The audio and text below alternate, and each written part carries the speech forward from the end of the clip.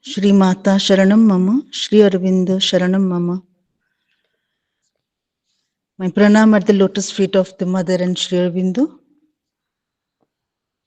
and pranam to all the aspiring souls of the Society Group Chennai. Before starting our discussion, let us all ask ourselves, what do we really want of life? Whatever we do, we just would be keeping that one thing in front, in our view. So what is it? Yes, we all know, but still, let me just brief an incident. Once a hardworking man, of course, how much hard he was working, we do not know, we cannot say, but he was always in a hurry and he was hurrying and rushing. He saw a man sitting under a tree, relaxing with closed eyes. So he went up to him and asked, "Why are you sitting idly and wasting your time? Look at me. I'm always busy." So the man asked, "But why?" So he asked, "Of course, it is to earn money." So that man sitting under the tree asked, "What will you do with the money?" He answered irritatingly, "What do you mean? What a silly question you're asking. I get all things I desire and lead a lavish life." Again he asked, "So why do you want to lead a lavish life?" He quickly answered, "To live happily, to be happy. I'll lead a happy and peaceful life." So this man said, "So after all these things that you are doing, you want to be happy, isn't it?" He said, "Yes." Then this man said, "But you see, I am already happy without running here and there after money. It is my way of being happy." So the purpose of narrating this is whatever one does, the ultimate goal is happiness. So knowingly or unknowingly, everyone is aiming at happiness. Sri Aurobindo said our life is a paradox. Why? Because we want something and do just the opposite. Example, man thrives for happiness. As we said, everyone is running after happiness, they want to be happy.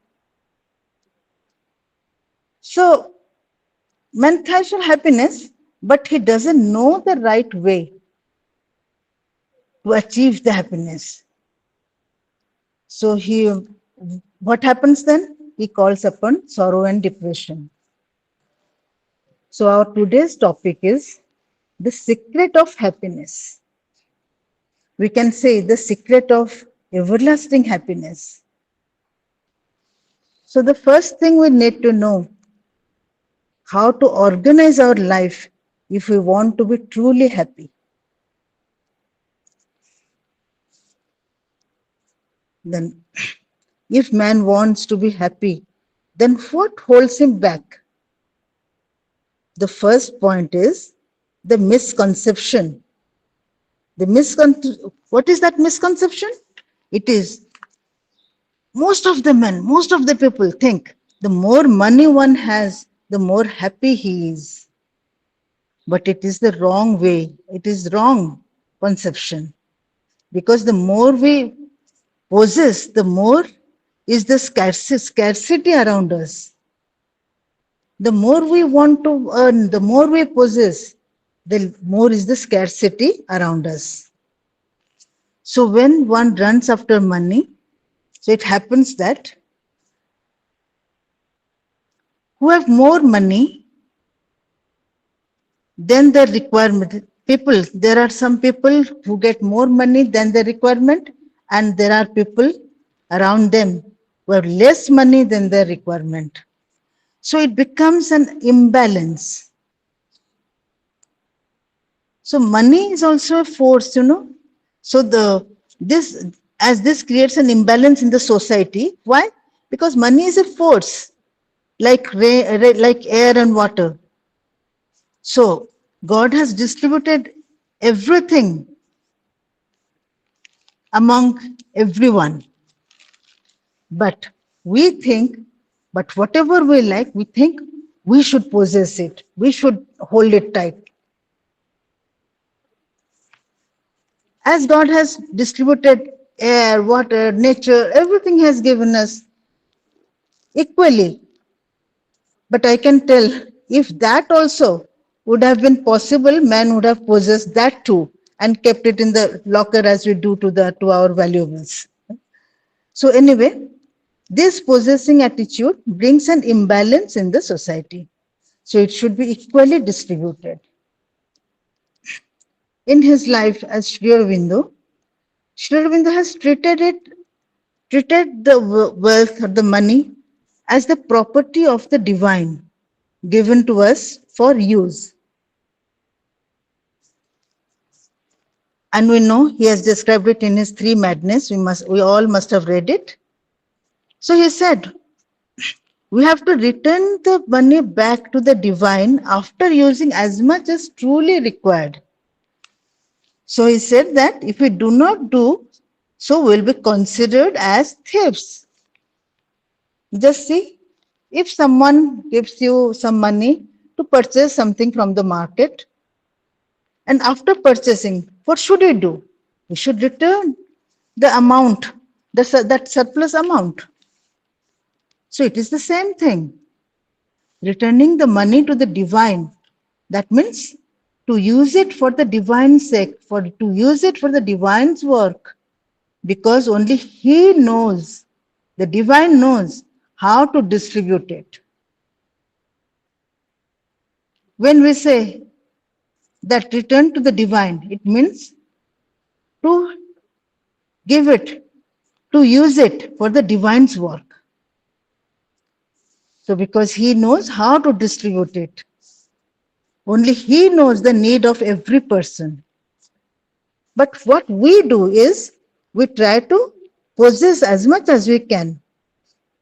But mother said, the more money is a curse unless one has the right attitude towards wealth. The more money we have means it is a curse for us because we still do not have the proper attitude towards money.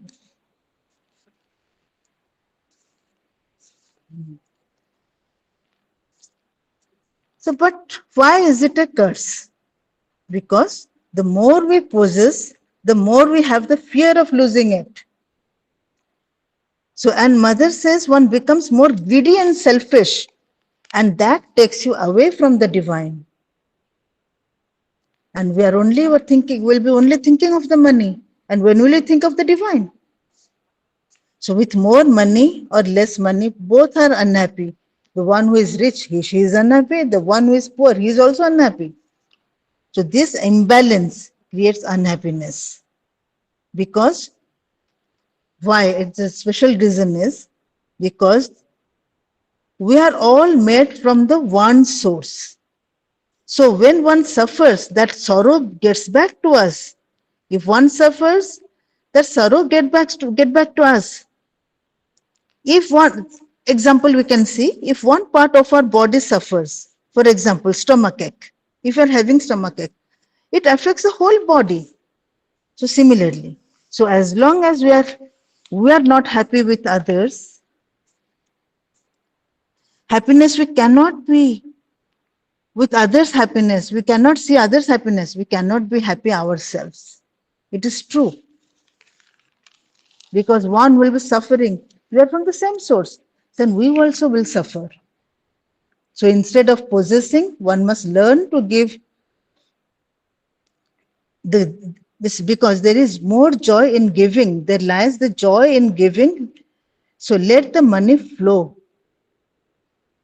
To whom should we give? We have already discussed. It should be given to the divine. When we say to give, we think to give to the people and all these things because we do not know who needs how much and who is really who is the needy. We do not know.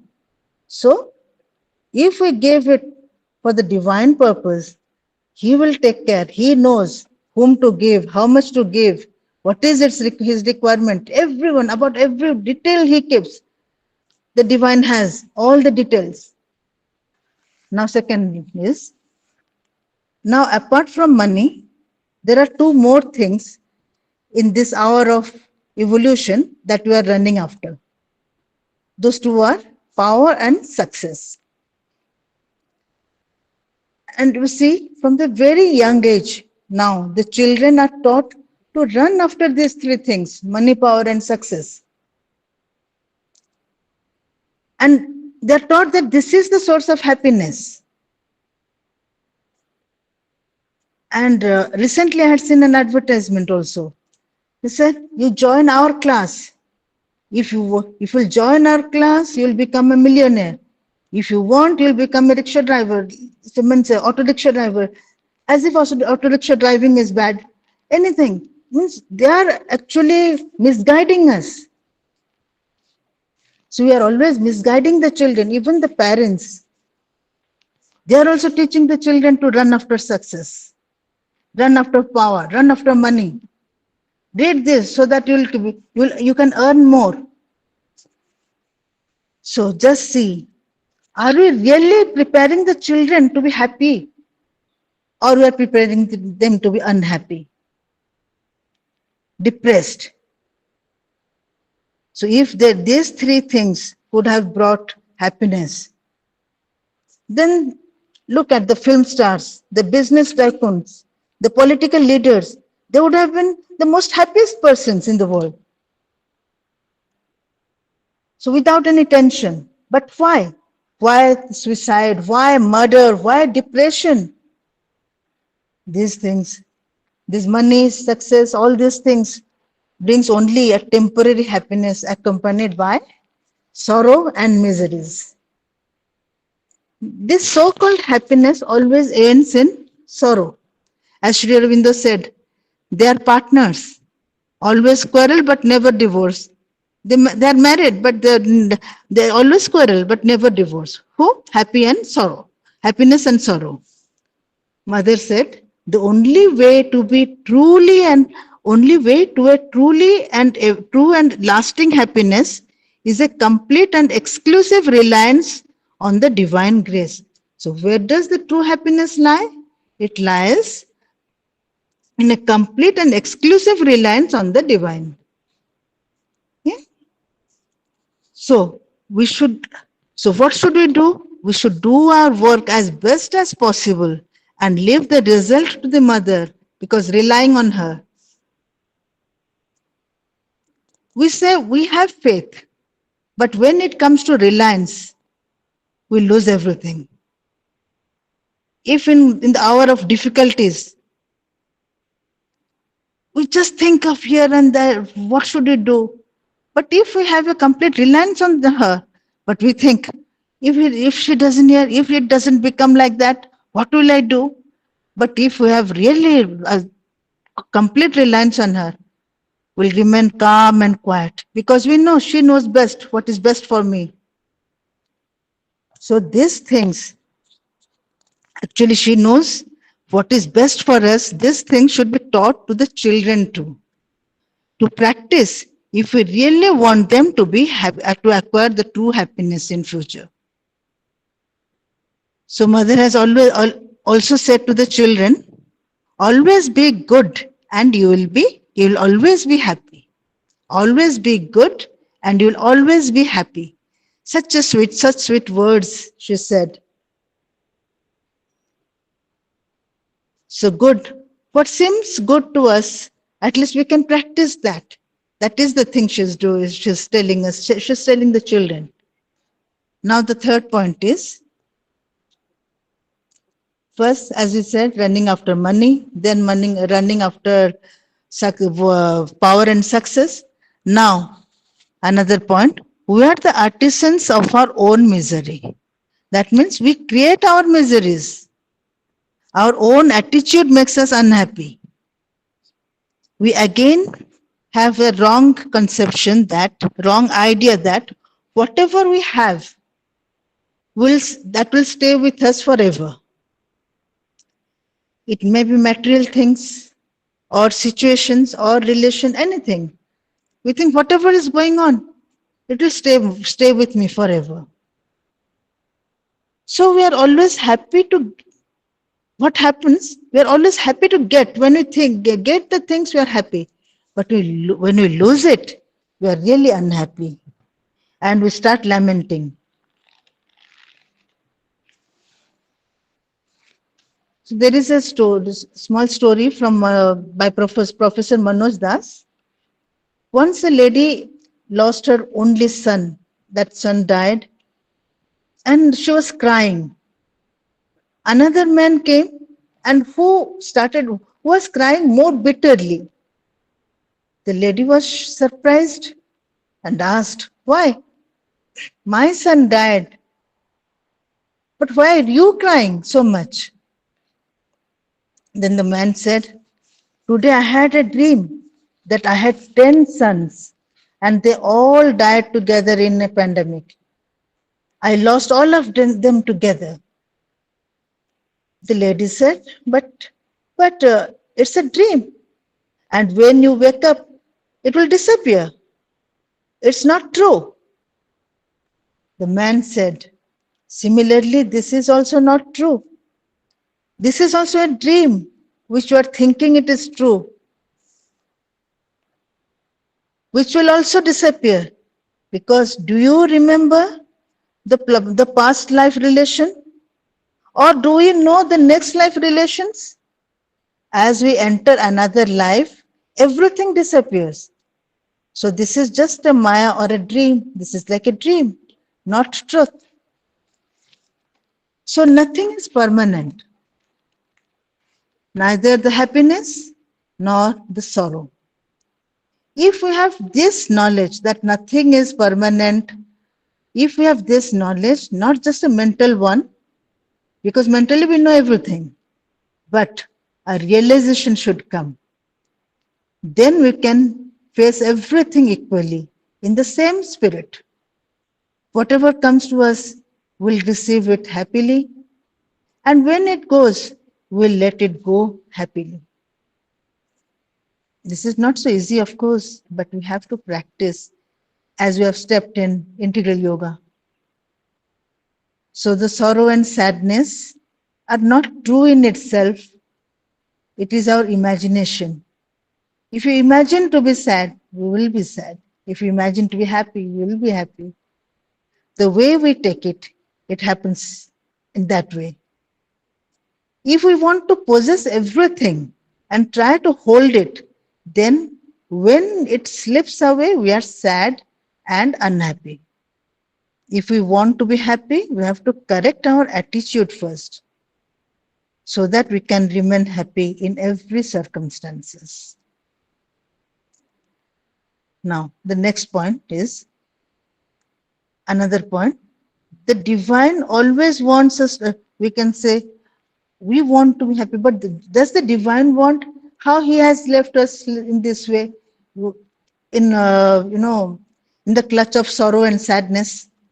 So actually, the divine always wants us to be happy, and he has bestowed on us so many things to make us happy. But unfortunately, we cannot recognize it. Example, once a man was sitting on the river beach just before an hour before sunrise.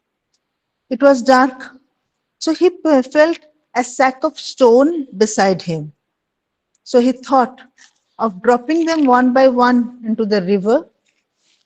So I have to pass time by throwing these pebbles one by one, and also he can enjoy the dripping sound. So he started throwing them one by one. But when he was just holding the last pebble, the last one, last piece, just then the day broke, and he saw something dazzling in his hand, shining. He realized that It is not as just stone, it is to which he was thinking just a simple pebble or stone. It is not that he was holding, in fact, a piece of diamond in his hand. Now we can just imagine what he must have thought. He realized what he has done. He has thrown away all the diamonds. Similarly, Divine has given us so many things to be happy. For example, let's take even the most material things as the nature. Nature has provided immense of things to admire. Just look at the sky, look at the sea, and get identified with its vastness, with its immensity, and look at the mountain and think of its firmness and strength. Feel the happiness of the swaying trees, admire the beauty of the flowers, the sweet smile of a child, the graceful movements of the birds. All these things. There are so many other things which nature has given us to admire, to be happy by seeing them, by using them. So admire the whole creation of God and show your gratitude towards Him, how He has created each human being, animals, plants, everything in different ways. So this admiration and gratitude will develop in us an inner happiness. But in our ignorance, we just let this bypass. These are the physical things He has given, the God has gifted us. He has gifted us these things as a gift wrapper. And inside us, He has given us the possibilities of so many virtues like truthfulness, sincerity, peace, honesty, endurance, perseverance, patience, which can bring happiness if we practice them sincerely. But in our ignorance, we just ignore them and rush after the things which will rather end in sorrow and misery. So, along with these gifts, He has given Himself to us. He is within us. He is the source of all happiness. He is the Satchidanand, Sat Chit Ananda.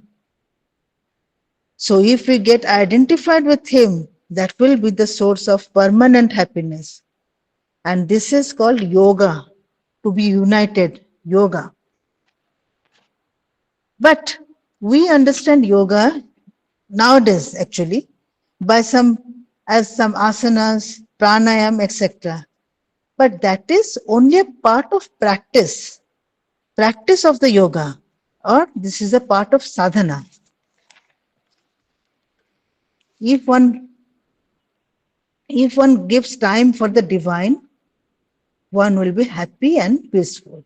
So you must think of the inner existence, inner presence.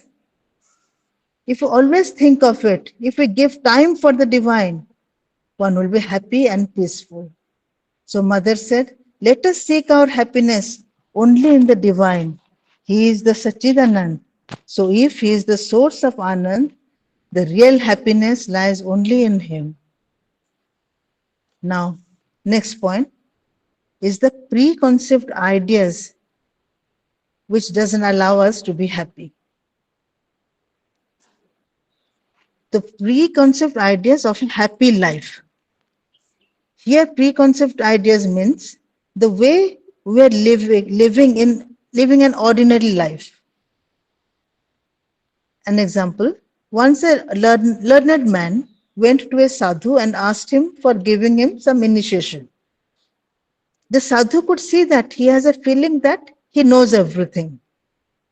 So the sadhu gave him a glass of water and some milk and told him to pour the milk into the glass. The man said, but it is already filled with water. I have to throw the water first if I have to fill it with milk. The sadhu said, yes, It is the same thing you have to do. First, empty yourself of the ideas, of the old ideas and knowledge you had till now, so that it can be filled with the new thoughts and ideas. Similarly, we have to empty the ideas and knowledge of the ordinary life. What so far we're leading, which so far we're leading.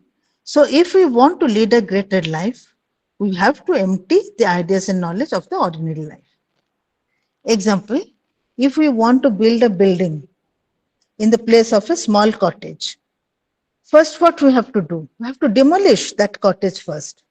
So we have to empty the ordinary life.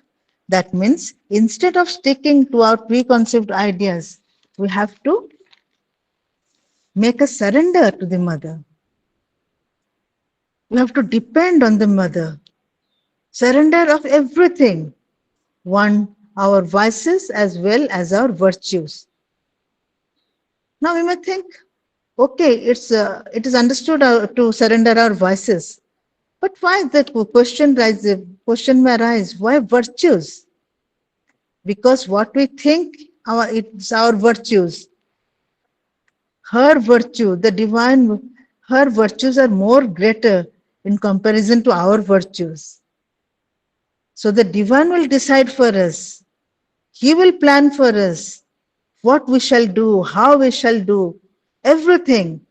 He will decide if we make a true surrender, he will build us accordingly. He will decide if only we make a true surrender to her. So there lies our true happiness by surrendering. So another point, though we want happiness, but have we observed ourselves? We still, in some part, we like sorrow. We are attracted by the sorrow. And sometimes we feel good to be gloomy and sad. For example, you can see when we see a movie with only good sceneries, happy songs, happy ending, with no twists, nothing. Shall we like it? But if the movie has lots of twists, with fights and sorrows, everything, we say, and comedy, everything, we say, what a movie! I just came out crying, and we would recommend others also to see it, to see the movie. So in one part, we choose to be sad. So we choose that sorrow.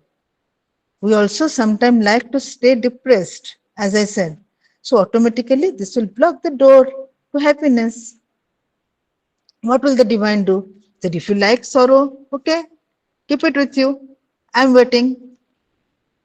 So we should check all the pessimistic thoughts, all the pessimism in our thought, and be a volunteer optimist, Mother has said, and rise above the sadness and sorrow. Because when we stay gloomy and depressed, the hostile force make use of us. They become they make the instrument of us and use it. So by surrendering everything at the feet of the mother, having the self-confidence that nothing bad will happen to me because mother is there, complete reliance on the mother, that will help us to be happy. So before concluding, I just want to keep a gist of the things we need to practice in our daily life if we want to be truly happy. So first thing, begin each day with few moments of silent aspiration, calling the mother's name, chanting mother's name, Mama, and asking her for her guidance in every step. Then show gratitude to the divine for everything. Third, some selfless or egoless work as niskama karma. Mother said, you are doing until you are you have given yourself to this divine, at least you should make some time for niskama karma. to work for the divine, at least for some time. Then perform every action as an offering to the divine.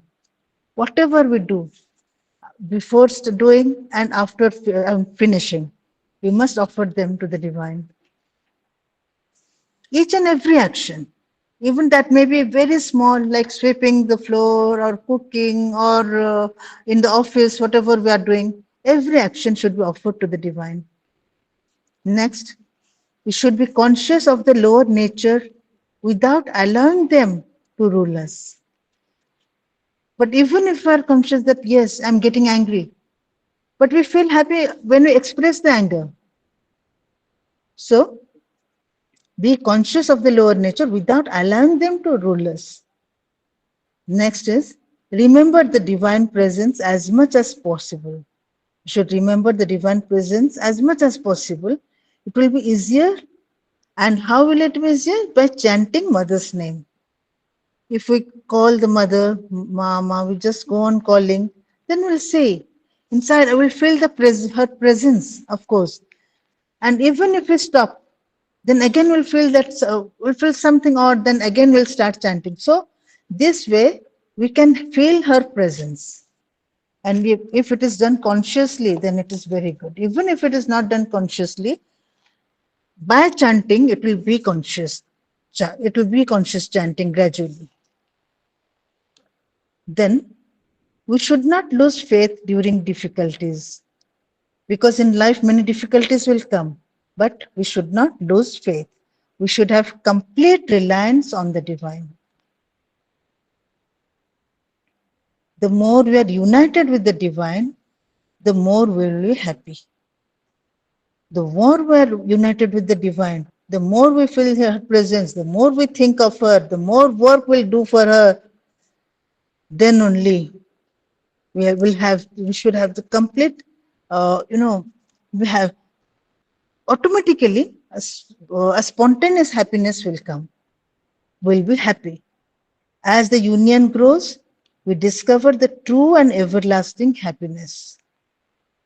So the more we are united with the divine, the more we'll be happy. And as the union grows, we discover the true and everlasting happiness. Sri Aurobindo has explained in the Life Divine how Satchidanand means Sat, existence, Chit is the consciousness or force, and Ananda, the delight. We say about happiness, it is the gift, the true happiness is the delight, the Ananda, and that is everlasting. What he has explained is, it is the irreparable,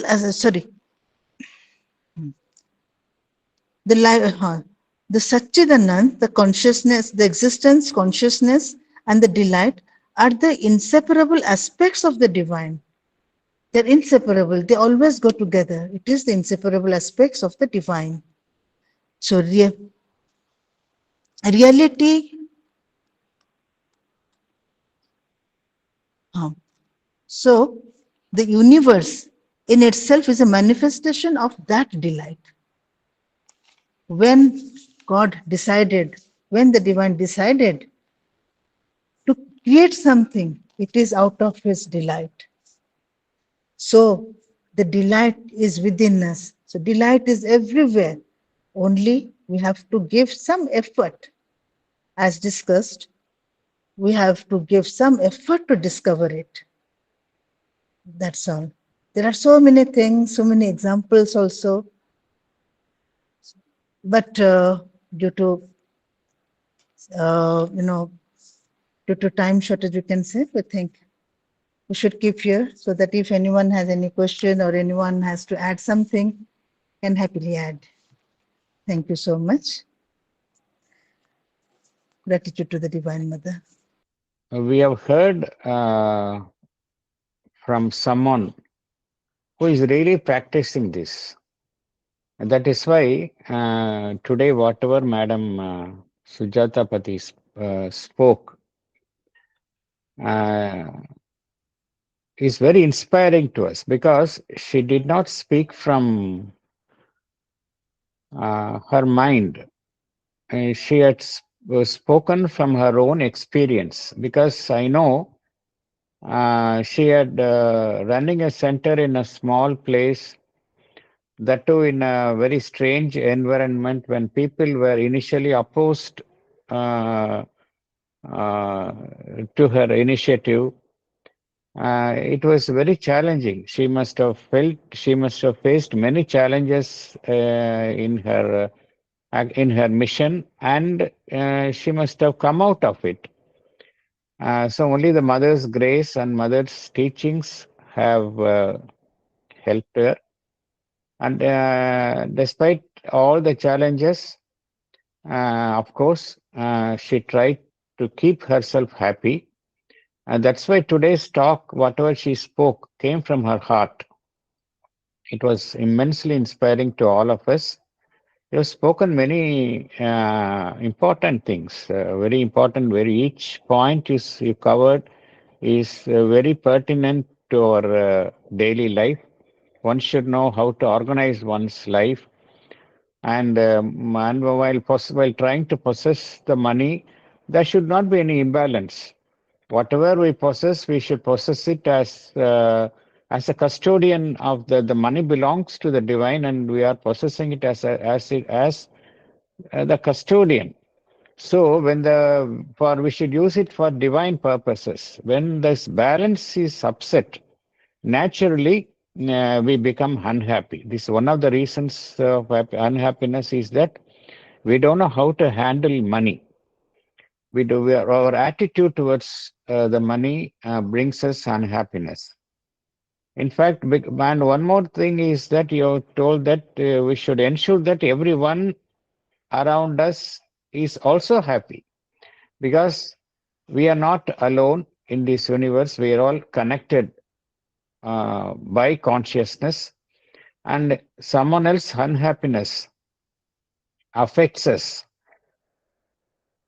in some other way. So unhappiness spreads.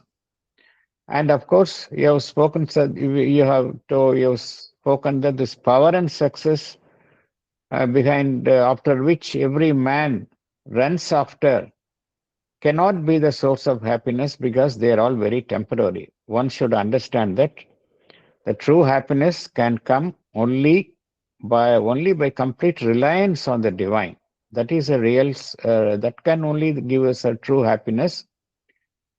And one should be always good. To be happy, one should be always good and be happy. This is what the divine expects of us.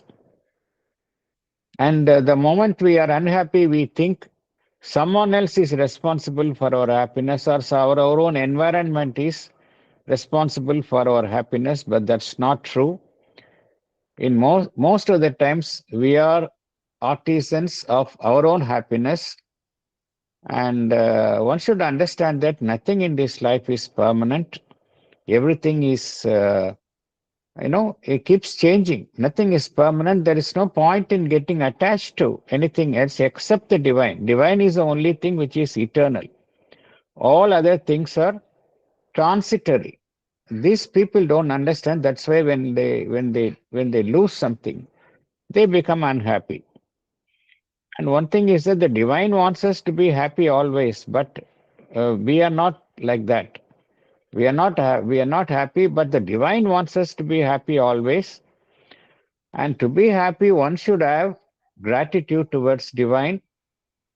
We should admire whatever the divine has provided around us. Only then we can be happy. This can bring us an inner happiness. So we should seek happiness only in the divine presence. And you also spoken about how mother says that regarding the idea of happiness, we have preconceived ideas regarding happy life. These preconceived ideas, if they don't fructify, we become unhappy. So that is, we have to remove this our views of ordinary life and the happiness we think of. And we have to, for that, we have to surrender completely our virtues as well as our vice. Only then we can be really happy. And we should At all times, we should avoid pessimism in our thoughts. We should be always optimistic because we are all children of the mother. Nothing bad will happen to us, and we should begin each day with the remembering and calling of the mother and our guidance in all our activities. And we should show gratitude in all our daily life. And at all times, we should be gratitude towards the divine. And you touched upon one important point that one should do. At least do some part of our work should be done with a spirit of nishkama karma, a selfless work. That can only bring us real happiness. And every action should be offered as a consecration to the divine. And we should be very careful not to allow our lower nature to take control of us, because this no lower nature will bring all only misery. And we should remember the divine presence. The mother's presence is always within us. By chanting the mother's name, we should remember the mother's presence within us. And especially during the difficult times, we should not lose faith on the mother, because mother will always protect us. And the more we are united with the divine, the everlasting will be our happiness. This is a real secret. Secret of happiness is that the more united we are with the divine, everlasting will be the happiness. And the why? Because the universe manifests the delight. Sachidananda, universe is a manifestation of Sachidananda, the delight. So the delight is self-existent in all things we find in the universe. So the more we are united with the divine, the more we will be enjoying the bliss. So these are all the very crucial points you touched upon today. It was a very useful lecture to all of us, very useful to our life. Once again, we thank you for having participated in our midst, and we expect you to join our satsang and give your valuable talks more and more. So once again, we thank you on behalf of all the devotees who are assembled here. Thank you very much.